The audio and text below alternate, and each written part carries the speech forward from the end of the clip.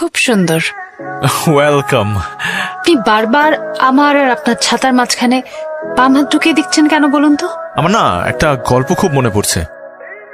প্রেমিক নিউটন একটা গাছের নিচে বসেছিলেন, ঠিক সেই মুহূর্তে আপনার মতো একজন সুন্দরী মেয়ে তার দিকে এগিয়ে আসছে। ঠিক সেই মুহূর্তে নামলো ঝুম বৃষ্টি। নিউটন বুঝতে পারছিলেন না কি করবেন। তখন তার মাথার উপর একটি আপেল পড়লো। গাছের ডাল পড়লো।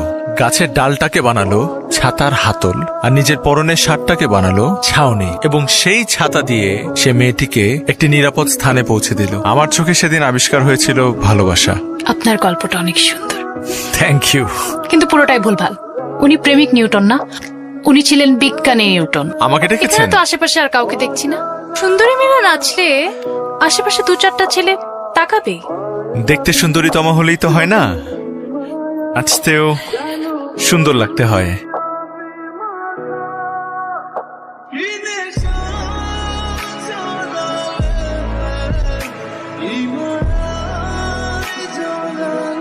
আমি আর আমার বান্ধবী যেখানেই যাই সেখানেই আপনার আবির্ভাব ঘটে। এটা কি আপনার সুন্দরী মেয়ে পটানোর নিনজা টেকনিক? সরি, ওটা আমার কাজ না। নিউটন সাহেবকে কথায় কথায় টেনে না আনাই ভালো। লাভ এট ফার্স্ট সাইট।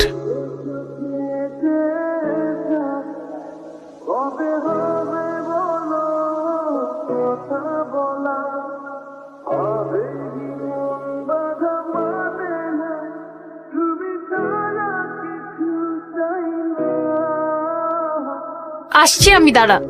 এই, শাড়ি পরে বাস্কেটবল খেলবেন না, ব্যথা পেতে পারেন। যে রাধে সে চুলো বাঁধে।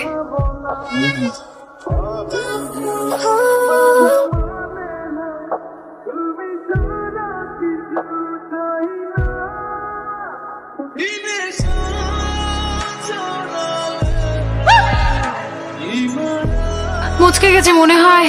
না, আমার পক্ষে রুমে যাওয়া একদম সম্ভব না। এই যে শুনছেন, যে আমাকে বলছেন? একটু হেল্প করুন না। ওকে। আগে যদি জানতাম পা মুচকালে কোলে ওঠা যায়, তাহলে আমি আমার পাটাই মুচকে ফেলতাম।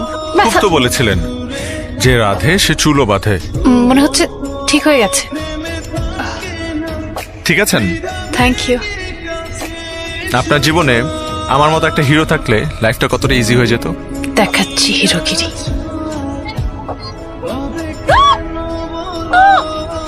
সারা, আপনি দাঁড়িয়ে দাঁড়িয়ে কি দেখছেন? বাচ্চা কোথায় আপনি? আমাকে খুঁজছে? হ্যাঁ,